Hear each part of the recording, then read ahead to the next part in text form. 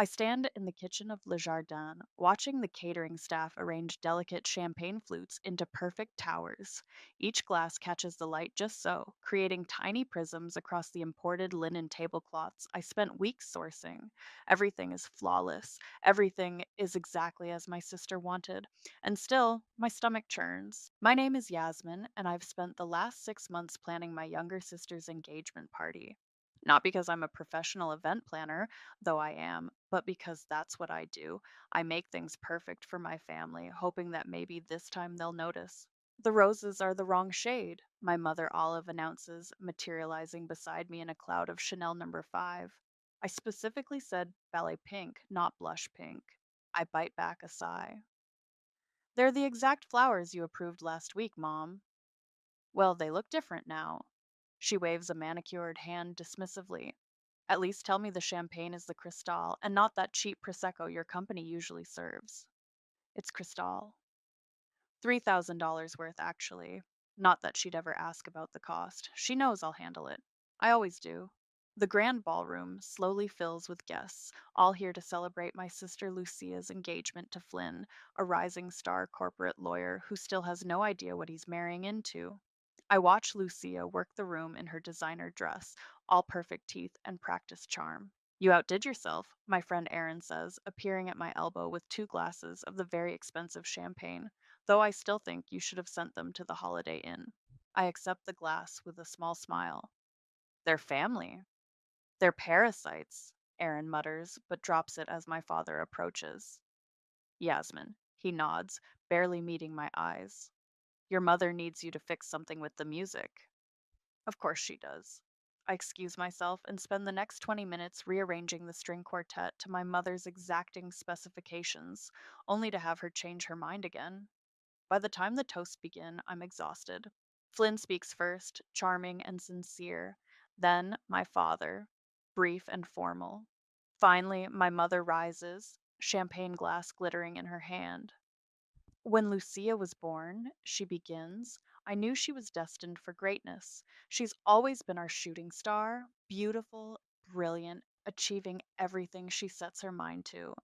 The crowd murmurs appreciatively. Lucia beams. Unlike her sister, my mother continues, and my heart stops, who, despite our best efforts, chose a more modest path. The room goes quiet. I feel dozens of eyes turn toward me. But today isn't about disappointments, she says with a tight smile. It's about celebrating our Lucia, who has finally found a partner worthy of her potential, to the happy couple. Glasses raise, people drink, and something inside me, something that's been bending for 33 years, finally breaks. I stand up slowly, my chair scraping against the marble floor. Aaron reaches for my arm, but I'm already moving. Past the whispers, past Lucia's confused look, past my father's studied indifference. In the service corridor, I pull out my phone. My hands don't shake as I open my emails and begin systematically deleting confirmations. First the wedding venue, then the caterer, the florist, the band, every single contract signed in my name. Yasmin? Flynn's voice echoes down the hallway. Your mom's asking for you. Something about the dessert course? I look up at my sister's fiance, this decent man who has no idea what he's walking into, and feel a flicker of guilt, but only a flicker. Tell them I'm not feeling well, I say, deleting another email. Food poisoning, probably. Must have been something in the appetizers. His face clouds with concern. Should I get help? No need. I manage a smile. Everything's already taken care of. He nods and retreats. Through the door, I hear the party continuing laughter, music, the clink of those perfect champagne glasses. I delete the final confirmation and turn off my phone. Tomorrow, they'll realize what I've done. Tomorrow, the carefully constructed facade will begin to crack. Tomorrow, my family will learn that their invisible daughter, their reliable disappointment, has finally decided to live up to their worst expectations. But tonight I walk out of Le Jardin's service entrance, leaving behind $3,000 of champagne, a room full of influential guests, and the last shred of hope that my family will ever love me the way I deserved. It feels like freedom. My phone buzzes for the 47th time as I sit in my home office, methodically working through my contacts list. The string of texts from my family ranges from confusion to rage, but I don't bother reading them. Instead, I dial another number. Good morning. This is Crystal Palace Venues. A cheerful voice answers. Hi, this is Yasmin Wade Events. I need to cancel the October 15th booking for the Wade Rose wedding. Oh, the cheerfulness dims. That's quite a large event and rather short notice. The contract's in my name. I'll accept any cancellation penalties. There's a pause, keyboard clicking. All right, it's done. Would you like to book another date? No, thank you. I end the call and cross another item off my list. The doorbell rings. Once, twice, then becomes an insistent buzz. I already know who it is. What the actual fuck? Lucia bursts in the moment I open the door, her perfect makeup slightly smeared. The venue just posted on Instagram that they have an opening for my wedding date. My wedding date, Yasmin. I lean against the wall, arms crossed. Interesting? Fix it, she demands. Fix it right now. Call them back and tell them it was a mistake. No. The word hangs between us. Lucia's face goes through several expressions before settling on disbelief. What do you mean, no? I mean, no, I'm not fixing it. I'm not fixing anything anymore. Her phone chimes. She glances at it and goes pale. The caterer just canceled too. And the florist. What did you do? I stopped carrying you. You can't do this to me. She grabs my arm.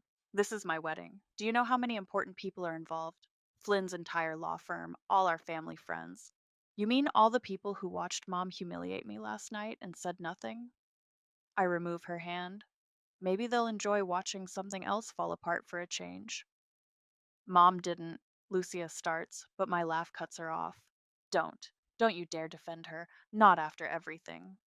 The doorbell rings again. This time it's Erin, carrying a laptop bag and wearing a grim expression. Not now, Lucia snaps at her. Actually, yes, now. Erin pushes past her. Yasmin, you need to see this. She opens her laptop on my kitchen counter, pulling up banking records. My banking records.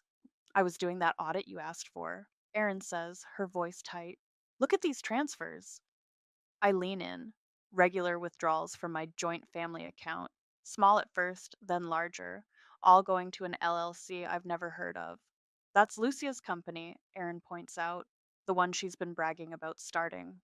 Lucia goes, very still. You've been stealing from me? My voice sounds distant to my own ears. Borrowing, Lucia whispers. Mom said, she said you wouldn't mind, that you owed us for all the support we've given you over the years. Support? The laugh that comes out of me doesn't sound quite sane. What support? The constant criticism, the comparisons, making me pay for everything while pretending I don't exist?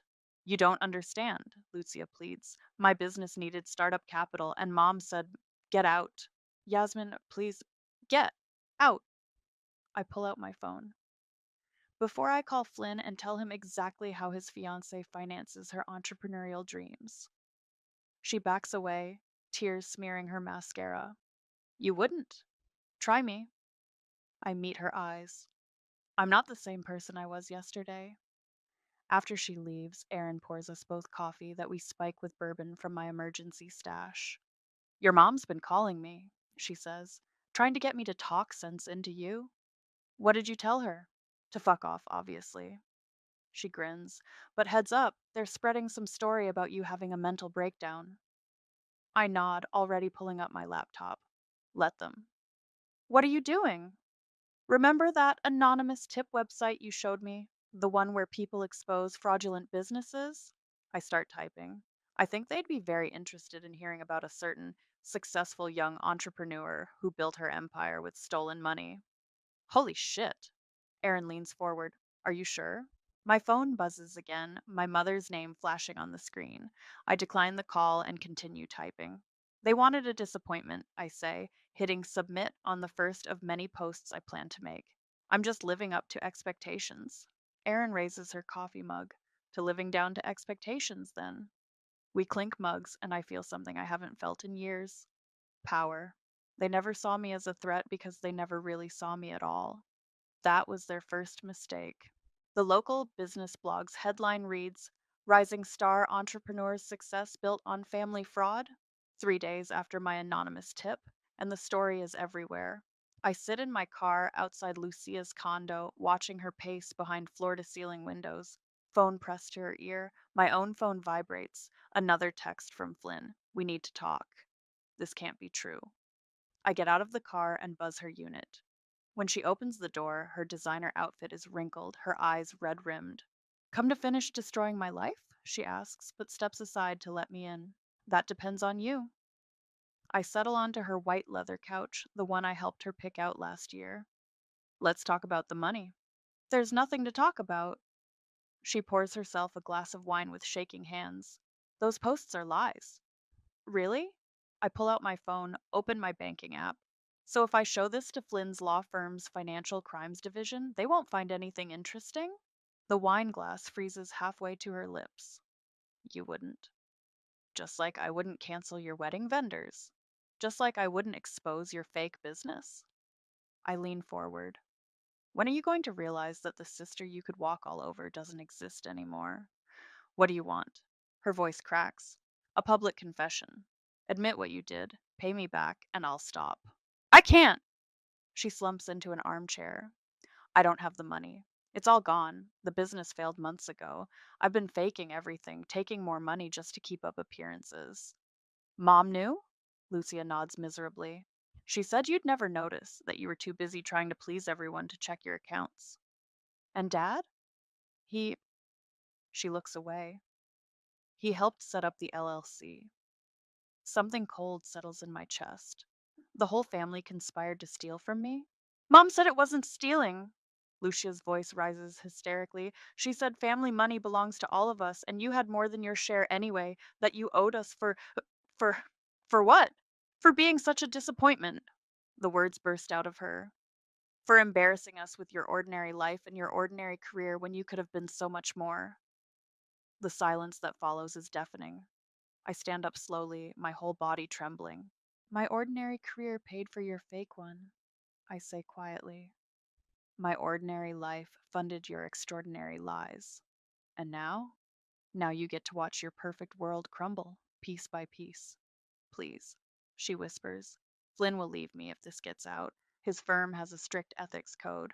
You should have thought about that before you stole from me. I'll do anything, she begs. Just tell me what you want. I walk to the door, then turn back.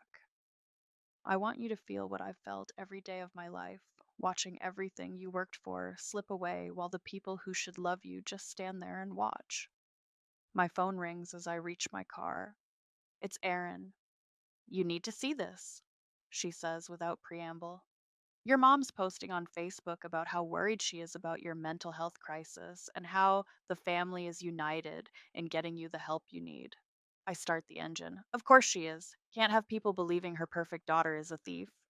That's not all, Erin continues. I did some digging into those bank records. There's something weird about your college tuition payments from years ago. The numbers don't add up. What do you mean? I mean, someone was moving money around back then too, big amounts, and the signatures on some of these documents. Yasmin, I don't think they're yours. My hands tighten on the steering wheel. Send me everything. What are you going to do? I watch Lucia's silhouette in her window, still pacing, still making desperate phone calls. Soon, she'll call our mother, who will scheme and manipulate to protect her favorite daughter. They'll try to discredit me, paint me as unstable, preserve their precious reputation. But they forgot something important. I planned their events, managed their accounts, kept their secrets. I know where every body is buried because I'm the one who dug the graves. I'm going to do what they taught me, I tell Aaron. I'm going to protect the family name by destroying everyone who shares it. As I drive away, my phone lights up with a text from Flynn. Meeting tomorrow? Need to understand what's really going on. I smile. Oh, he will understand. They all will. Flynn meets me at a coffee shop downtown, far from his law firm and my family's usual haunts. He looks tired, his normally pristine suit slightly rumpled. I've been up all night, he says, sitting down with his espresso, reading those blog posts, looking at the business registrations. Tell me it's not true. Which part? I stir my latte. The part where my sister stole from me, or the part where my parents helped her do it? He runs a hand through his hair. Jesus, I knew her business seemed too good to be true, but I thought she was just lucky. Luck had nothing to do with it. I pull out a folder. Here's everything: bank statements, transfer records, forged documents. Your firm's financial crimes unit will find it interesting. Why are you showing me this? Because you deserve to know who you're marrying. I meet his eyes. And because you're not the only one she's lied to. His phone buzzes. Lucia's face lights up the screen. He silences it. She says you're having some kind of breakdown, he says carefully, that you're jealous of her success and trying to ruin her life. I laugh. Ask her about the LLC registered in Delaware. Ask her where the startup capital really came from. Better yet, ask my mother about the family's creative accounting practices. Your mother. He hesitates. She's been calling the partners at my firm, saying you're unstable, that these accusations are all delusions. Of course she has. I pull out my phone, show him the growing thread of local business blogs picking up the story. But facts are stubborn things.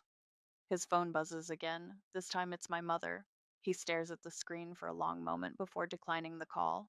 I have to report this, he says finally, to my firm's ethics committee. If I don't and they find out later, I know. It could ruin her. It should. He stands up, taking the folder. For what it's worth, I always thought they treated you terribly. At family dinners, at events. I just didn't realize how deep it went. After he leaves, I get a text from Aaron. Your cousin just called. Says your mom is telling everyone you're having a psychotic episode. Better watch your back. I'm about to reply when another message pops up from Prudence, my biggest competitor in the events planning business. Heard you canceled the Wade Rose wedding. Every vendor in town is talking. Want to grab coffee? Before I can respond, my phone explodes with notifications. Someone's posted photos from the engagement party, specifically the moment after my mother's toast when I walked out. The caption reads, First sign of the meltdown? Sources say troubled event planner Yasmin having mental health crisis. My mother's work, obviously. I can practically see her orchestrating it, spinning the narrative to protect her precious reputation, to protect Lucia. My phone rings, a number I don't recognize. Yasmin? A man's voice. This is James from Community General Hospital. Your mother listed you as a guarantor for some medical procedures, and we're having trouble processing the payment. I hang up, blood boiling, still trying to use my credit, my money, even now. Another text from Aaron. You need to see this. Security footage from your building. Your mom was there last week when you were at work. The attached video shows my mother letting herself into my apartment with a key I never gave her. She heads straight for my mail slot, removing letters. I think about the missing bank statements, the credit card offers I never received, the years of financial documents that never quite added up. My phone rings again. Lucia. Stop ignoring us! She shrieks when I answer. Do you know what you're doing to this family? Mom's devastated, Dad can't show his face at the club, and Flynn won't return my calls. Sounds like karma to me. We're your family. No, I say calmly. You're my lesson in what never to be again. I hang up and dial Prudence's number. About that coffee, I say when she answers. I think we have a lot to talk about. I think we do, she agrees, especially about your mother's interesting approach to event payments over the years. I smile. Of course, Prudence would have records of every transaction, every suspicious payment, every financial sleight of hand. Let's meet, I tell her. I have a feeling we can help each other. My phone lights up with another angry text from Lucia, but I ignore it. They thought they could bury me in their lies, their schemes, their manipulations. They forgot that sometimes buried things grow stronger in the dark. The storage unit smells like dust and forgotten things. I haven't been here since my grandmother died 5 years ago, leaving me boxes of documents I never had the heart to sort through. Until now. Found anything? Aaron asks, shifting another box. Just, I pause, pulling out a thick manila envelope. Wait. Inside are bank statements, loan documents, and letters dating back to my college years. My hands shake as I read through them. Holy shit, Aaron breathes, looking over my shoulder. Is that your signature? No. I trace the familiar forgery. It's my mother's version of it. The documents tell a story I never knew. My college tuition money diverted into accounts I never saw. Loans taken out in my name, the proceeds mysteriously vanishing. All while I worked 3 jobs, thinking I was paying my own way. Call your father, Aaron says suddenly. Right now, while you have proof in your hands. I dial his number, put it on speaker.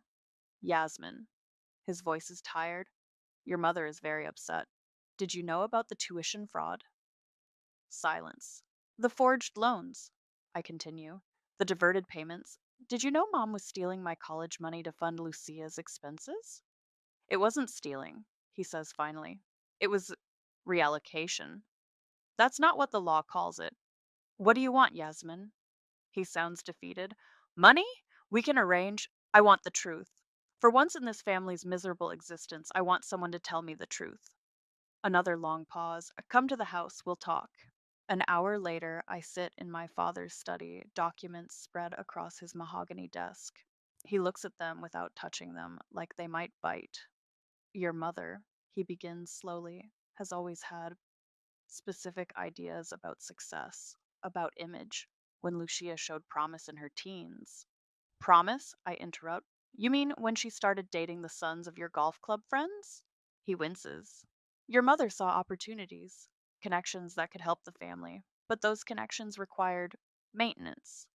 Money, you mean? My money. You were always so capable, he says, as if it's a compliment. So independent. We knew you'd be fine. Fine? I stand up, my chair scraping back.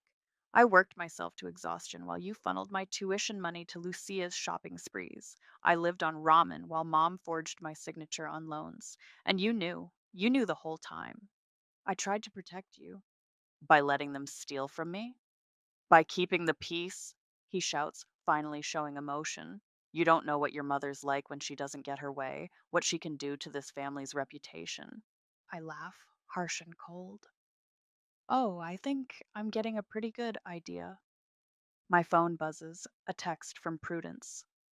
Found the receipts. Your mother's been double billing clients for years, pocketing the difference.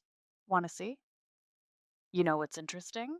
I tell my father, showing him the message, how quickly people turn on you when they realize you're not the victim anymore. What are you going to do? Real fear creeps into his voice. I'm going to do what you never had the courage to do. I gather the documents. I'm going to tell the truth. You'll destroy us. No, Dad. You did that yourselves. I'm just making sure everyone knows it. I'm halfway to the door when he speaks again. She'll never forgive you. I turn back. That's the thing about disappointments, Dad. We stop caring about forgiveness. My phone rings as I reach my car. It's Flynn. The ethics committee wants to meet, he says without preamble. They're concerned about the implications for the firm's reputation. Tell them to check Lucia's business registration dates against my bank records, I reply. They'll find everything they need. Yasmin? He hesitates. Your father just texted me, says you're making threats, that you're out of control. Did he mention the fraud he helped cover up? Silence. Didn't think so. I start my car. Better warn your firm. There's more coming, a lot more. I end the call and text Prudence. Send everything you have. It's time. As I drive away, I see my father watching from his study window. He raises one hand, whether in farewell or warning, I'm not sure. It doesn't matter. They taught me well. Appearances are everything. Family loyalty is paramount, and secrets must be kept at all costs. Too bad they never thought I'd use those lessons against them. The law firm's conference room feels like a courtroom. Flynn sits with the ethics committee on one side of the long table, Lucia and my mother on the other. I stand at the head of the table, USB drive in hand. Before we begin, my mother says smoothly, I want everyone to understand that my daughter Yasmin has been under tremendous stress. Save it! I plug the drive into the projector. Let's talk about fraud instead. The first document appears on screen, a bank statement showing diverted tuition payments. Then another and another. Years of financial manipulation laid bare in stark black and white. These signatures, one of the partners leans forward, frowning. They don't match. Because my mother forged them, I say. Just like she forged client billing documents at my company. Just like she helped Lucia set up fake businesses to launder money stolen from my accounts. These are lies! Lucia jumps up. Flynn, you know me. You know I wouldn't. Sit down, Flynn says quietly. Please. I click to the next document. Here's where it gets interesting. Prudence Moore, my biggest competitor, kept excellent records of every time my mother tried to double bill her clients through both our companies. That's fraud across state lines, by the way. My mother's perfect composure cracks. You ungrateful little. Mrs. Wade, the senior partner interrupts. I suggest you not speak further without legal representation. Oh, it gets better, I continue, clicking through more slides. Bank records showing systematic theft, identity fraud, tax evasion, all carefully documented, all tied back to accounts you control. Lucia starts crying, not her usual pretty tears, but ugly, mascara streaking sobs. The firm cannot be associated with this, another partner says. Flynn, you understand our position. Flynn nods slowly, not looking at Lucia. I do. This is ridiculous. My mother stands. We're leaving. Lucia, come on. Actually, I say, you might want to wait for the police. They're very interested in these documents. The room goes deadly quiet. You called the police? Lucia whispers. On your own family? Family! I laugh. You mean the people who stole my identity? Who drained my accounts? Who treated me like a walking ATM while calling me a disappointment? We can fix this, my mother says desperately. Whatever you want money, recognition, anything. Just stop this nonsense. That's your problem, Mom. You think everything can be bought, that everyone has a price. I gather my things. But I'm not for sale anymore. The firm will be pressing charges, the senior partner announces, and cooperating fully with any investigation. My mother turns on Flynn. You can't let them do this. Tell them it's all a mistake. The mistake, Flynn says quietly, was not seeing who you really were sooner. I leave them there, my sister sobbing, my mother threatening, the ethics committee discussing criminal charges. In the elevator, my phone buzzes with a text from Aaron. Your dad just called. Says your mom's threatening to sue you for defamation. I step out into the sunshine, feeling lighter than I have in years. Another text comes through, this one from Prudence. Drinks later? Think we should discuss that partnership offer. My phone rings. My mother's number. I answer on speaker. You've ruined everything, she hisses. Are you happy now? Actually, yes. I watch a police car pull up to the building. For the first time in my life, I am. We're your family. No, I say. You're my past. And I'm done letting the past control me. I hang up as two officers enter the building. My phone immediately rings again. My father. Whatever your mother did, he begins, we can work this out privately. As a family. You had 33 years to work it out privately, I tell him. Now we do it publicly. I end the call and text Prudence. Drinks sound perfect. I know just the place. One last text comes through from Flynn. I'm sorry. I should have seen it sooner. I don't reply. He's not the one who needs to apologize, and I'm not the one who needs to forgive. My phone buzzes again. Lucia's tear streaked face appears on the screen. I decline the call and block the number. Then my mother's. Then my father's. The silence that follows feels like victory. I head to my car, passing another police vehicle, arriving at the building. Someone inside is probably calling my mother's army of lawyers right now. Let them come. I have truth on my side, and truth, it turns out, is the best revenge. To new beginnings, I text Prudence, and burning bridges that needed to fall. Behind me, I hear raised voices from the building's entrance. I don't turn around. I don't need to see the ending to know how this story goes. Some families aren't worth saving. Some bridges are meant to burn. The family house looks smaller than I remember. I park in the circular driveway next to my father's Mercedes and behind a police car. The officer nods as I pass. They're here to keep things civil while I collect my remaining belongings. Inside, the tension is thick enough to choke on. My mother sits rigidly on her precious white sofa, her lawyer beside her. Lucia is curled in an armchair, looking shell shocked. My father stands by the window, watching the neighbors pretend they're not watching us.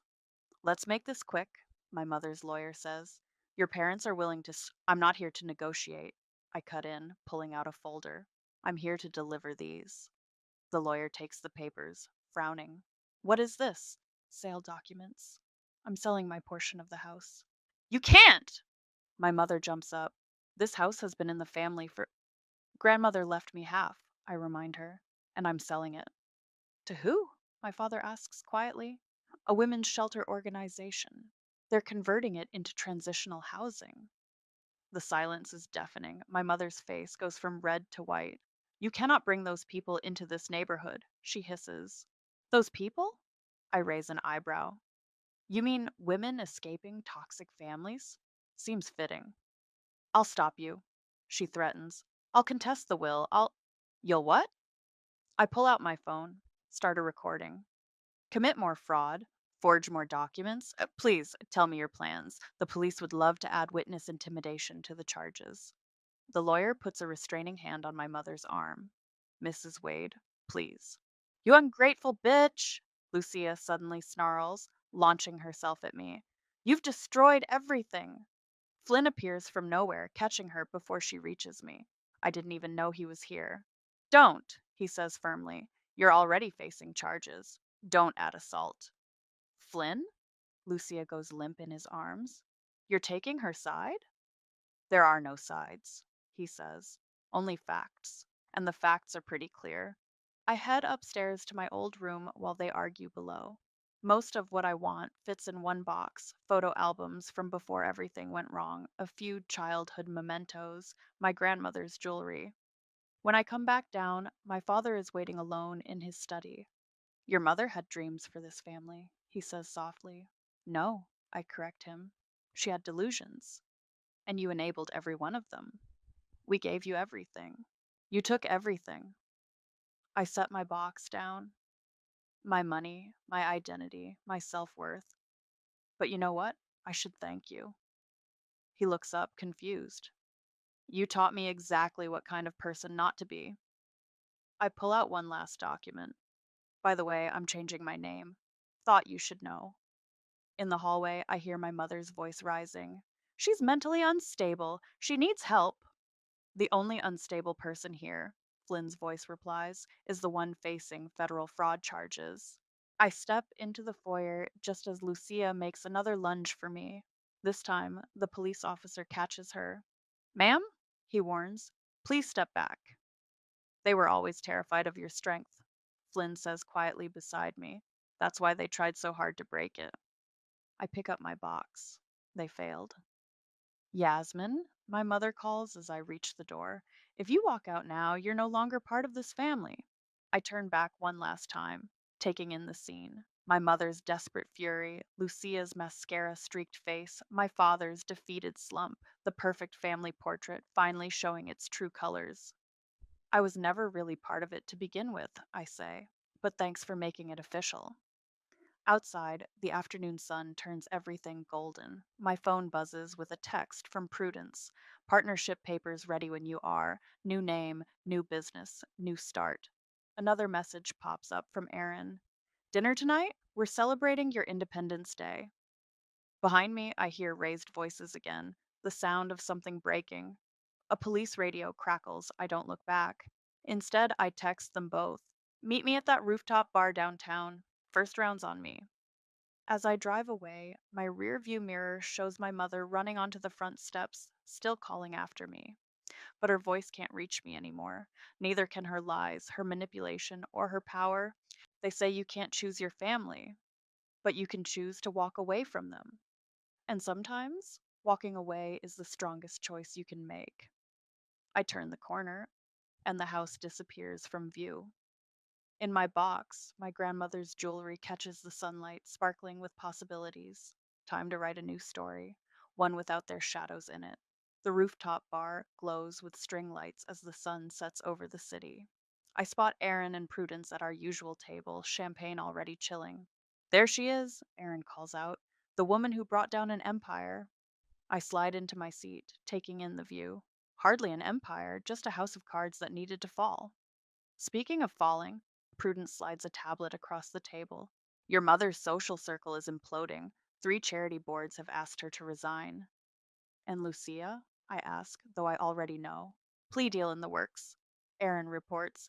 The DA's office loves a good fraud case, especially one with such detailed evidence. The waiter brings another champagne glass. As he pours, my phone buzzes with a text from Flynn. Thought you should know. I'm selling the engagement ring, donating the money to financial fraud victims.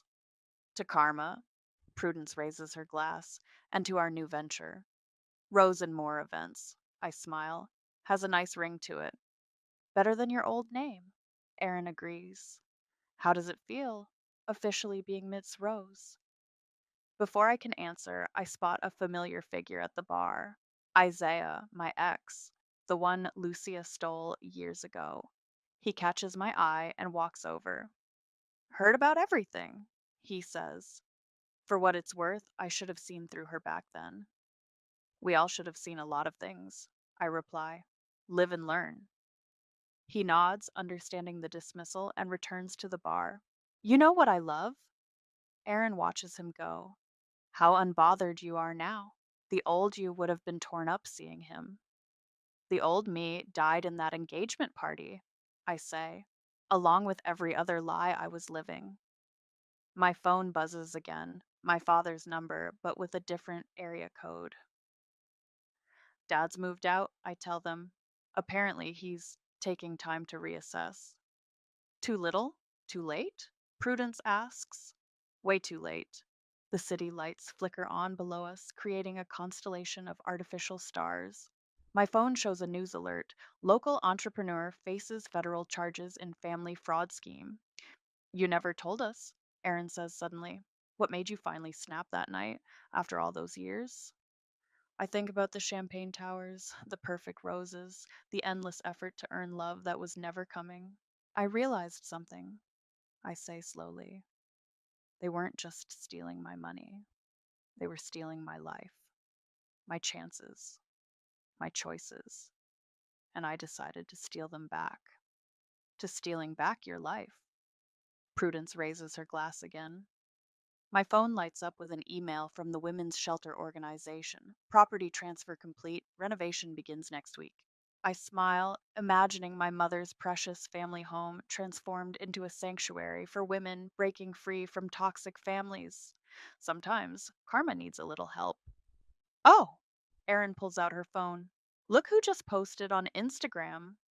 It's Lucia, makeup free, looking haunted. Taking time for self reflection. Sometimes the person you need to face is yourself. Think she means it? Prudence asks. Doesn't matter, I reply. Not my problem anymore.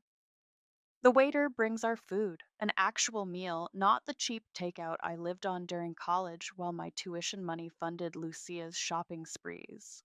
The DA wants to know if you'll testify, Aaron mentions casually. Already said yes. I take a bite. Time to tell the truth, the whole truth, and nothing but the truth. My phone buzzes one last time. A text from my mother. You've made your point. Come home. We can fix this. I show it to Aaron and Prudence, who both laugh, still trying to control the narrative. Prudence shakes her head. I delete the message without responding. Below us, the city hums with life and possibility. My new business cards arrive tomorrow. My new name already feels more real than the old one ever did. You know what the best revenge is? I ask them. Living well, Erin guesses. Living freely, I correct her, without their shadows, their expectations, their lies. To freedom, they chorus, glasses clinking. I look out over the city. My city now, not theirs. Tomorrow, I'll wake up and build something new, something true, something mine.